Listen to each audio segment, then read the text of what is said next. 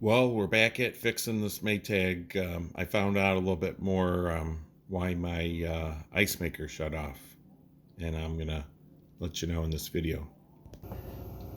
Inside the freezer, I had to go in and take out the drawers and take a peek at these evaporator coils. Originally, in the top right over here, at this point, there was a big snowball there, and the rest of the fins were not cooling down.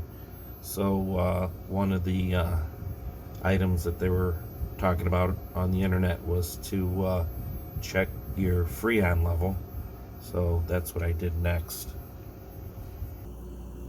This is a gauge that I hooked up on the compressor, and basically if you feel these pipes, you're going to have a cold one, and then you're going to have a warmer one.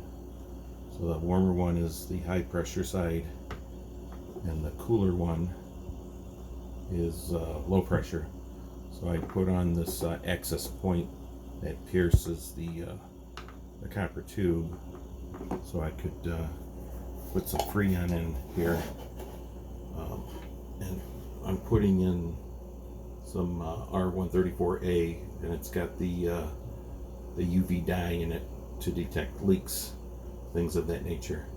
But when you look at this gauge over here, when it goes into the green down there, it's got a vacuum going into the compressor, which typically means you got low freon. So what I did is I twisted open the R134A for just a few seconds and injected a little bit of freon into the system, and then instead of being totally in the deep part of the green, it started going up into the blue part, and I was trying to get a few pounds of pressure into the blue.